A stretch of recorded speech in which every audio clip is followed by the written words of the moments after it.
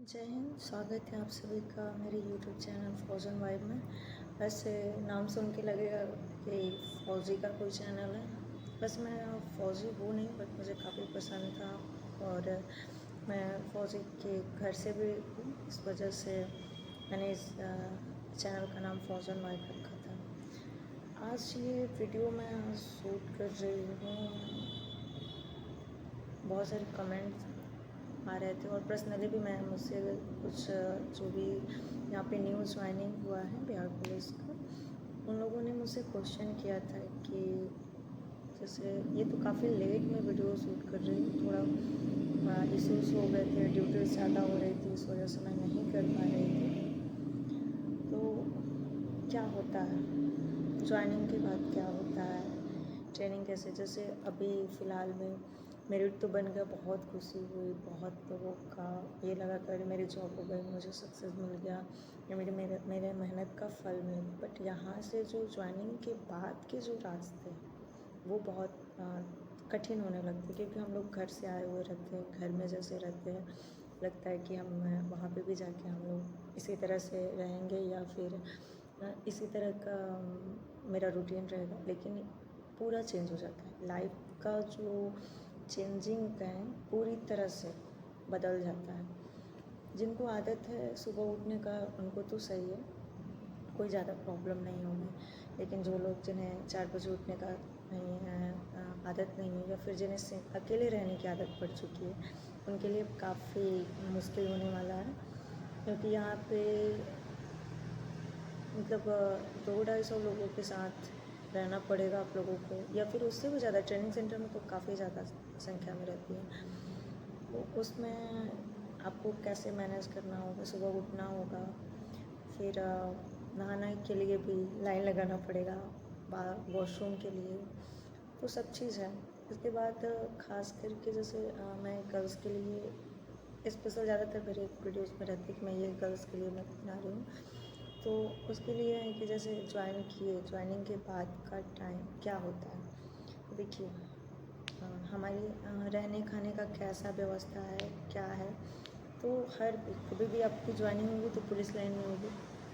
उसके बाद आपका मेडिकल होगा, मेडिकल के बाद डीओ के बाद आपका अगर ट्रेनिंग जाने का डेट डिसाइड हो गया तो तुरंत भेज दिया जाएगा, या फिर ड्यूटीज़ ली जाएगी पहले कुछ दिनों तक। और सबसे बड़ी चीज़ जो मुझे बताना है, सबसे मेरे लिए जो इम्पोर्टेंट था, जो मैं नहीं जानती थी कि फटीग क्या होता है, फटीग कराया जाता है, अब फटीग में क्या क्या करना होता है, ये सब मुझे जानकारी नहीं थी। और मैं इंटरनेट से भी काफ़ी दूर रहती थी, जिस कारण मुझे ये सब का आइडिया नहीं था कि क्या किया जाता है।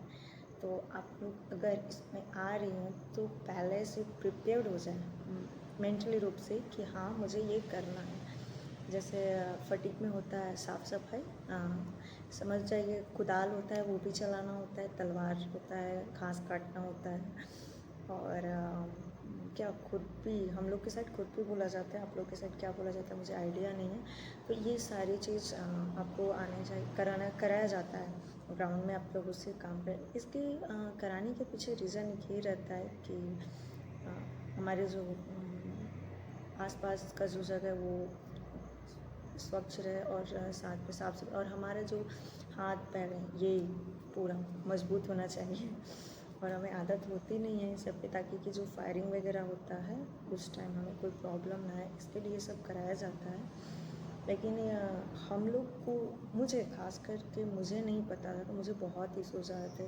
जैसे मैं फ़र्स्ट दिन ग्राउंड में जब गई थी तो मुझे इन्फेक्शन हो गया था, मेरी पूरा स्वेलिंग आ गया था फेस में, बाजू में, हाथ में पूरा। तो इस वजह से आप लोग पहले से प्रिपेयर्ड होके आए कि हाँ मुझे ये करना है, क्योंकि आने के बाद लगता है अरे क्या हो गया, कैसे करेंगे, अब क्या करेंगे। तो ऐसे ये नहीं होता कि एक ही दिन में सब चीज़ आए। यहाँ पे भी सबको पता है कि हाँ सब लोग अलग अलग जगह से आए हैं, किसी ने किया है, किसी ने नहीं किया है। बॉयज़ का तो है कि लगभग मतलब ज़्यादातर गांव में बॉयज़ अपने पापा के साथ खेतों में काम करते हैं, तो अधिकतर लोगों को ये आइडिया होता है। बट गर्ल्स को खास करके वो घर के अलावा बाहर तो काम नहीं करते। मुझे जहाँ तक पता है कि बिहार में ऐसा तो नहीं होता है कि लड़कियाँ खेतों में काम करने जाती है, बहुत कम ऐसा होता है कि वो करने जाती हैं, तो उनको ये सब नहीं पता होता है। और वहीं आके यहाँ पे जब करना पड़ता है तो उनको लगता है क्या हो गया, कैसे करेंगे हम, क्या होगा, लगता है जैसे छोड़ के भाग जाए। जैसे अभी एक न्यूज़ आया था कि सुबह उठने को लेके किसी ने रिज़ाइन देने का बोला था। ये न्यूज़ मैंने देखा था, क्लियरली मुझे पता नहीं, बट ये चीज़ मैंने सुना था। तो देखिए आगे थोड़ी थोड़ी धीरे धीरे आदमी सीखता है, नए में किसी को नहीं आता है, धीरे धीरे सीख जाएंगे, धीरे धीरे करने लगेंगे तो आपको भी अच्छा लगेगा, सबके साथ रहना अच्छा। पहले तो लगेगा बाप रे इतनी भीड़ में मैं कैसे रहूँगी या फिर कैसे क्या होगा, लेकिन जब आप रहने लग जाओगे तो यही सब अच्छा लगने लगेगा, मस्ती। जब आप लोग ट्रेनिंग समाप्त करके जाएंगे ना तो रोना आ जाता है, सबके साथ रहने की इतनी आदत पड़ जाती है। और जो लोग लॉज में रहे हैं उनको तो उतनी प्रॉब्लम्स नहीं होंगी, लेकिन जो सिंगल रहे, अकेले रहे हैं घर में या बस फैमिली के साथ रहे हैं, उनको थोड़ी सी प्रॉब्लम आएगी शुरुआती दौर में, बाकी कोई ज़्यादा प्रॉब्लम नहीं होगी। और रही बात लड़कियों के लिए कि बैरक वगैरह का, तो सबका अलग अलग होता है, ऐसे ट्रेनिंग भी अलग अलग ही होता है। एसआई वाले ट्रेनिंग तो एक साथ होता है, बट ये पुलिस वाली जो ट्रेनिंग है ये अलग अलग होता है, गर्ल्स का अलग होता है, बॉयज़ का अलग होता है ट्रेनिंग।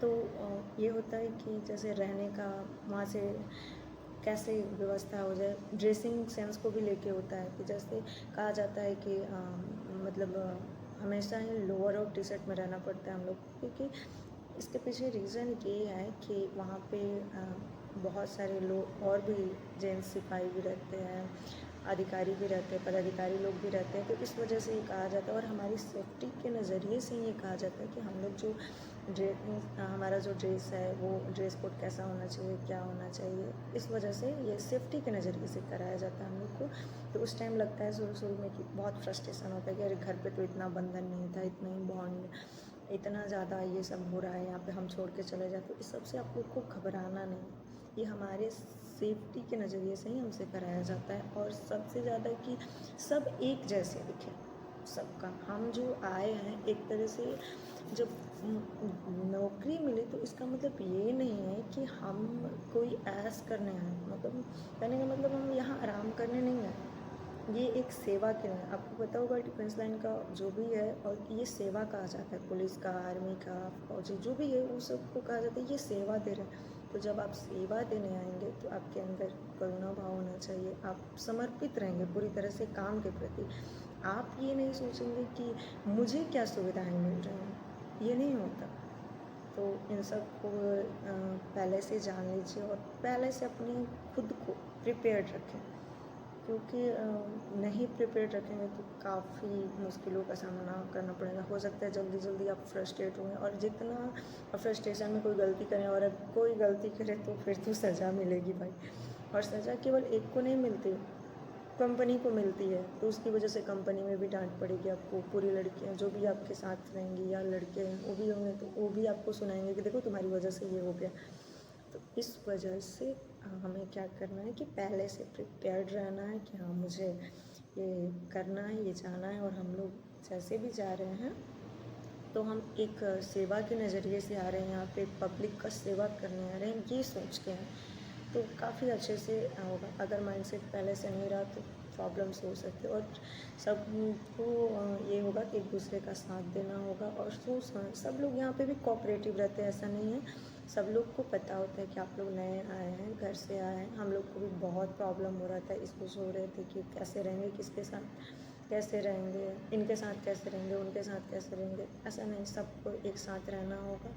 और दोस्ती यारी तो रहती नहीं, सब एक दूसरे से मिलजुल के रहना होगा सब, क्योंकि यहाँ हमारी फैमिली नहीं है, जो भी हमारी फैमिली है, ये जो हमारे साथ ज्वाइन किया है यही लोग हैं। जो भी हमारा कुछ भी हमें प्रॉब्लम होगा तो यही लोग देखेंगे। हम घर से फैमिली इतनी जल्दी तो आ नहीं सकती, तो इसलिए आप लोगों से रिक्वेस्ट है कि पहले से प्रिपेयर्ड हो जाएं और सबके साथ मिलजुल कर रहें, किसी से भी कोई ईर्ष्या ना रखें, जेलसी ना रखें, या भेदभाव भी ना रखें कि नहीं मैं इसके साथ कैसे रह लूँगा या इसके साथ कैसे रहूँगी, मुझसे ये रहा नहीं जाएगा, मुझसे ये होगा नहीं, वो नहीं, सब धीरे धीरे हो जाएगा। शुरुआत में थोड़ी सी प्रॉब्लम आएंगी बट हो जाएगा।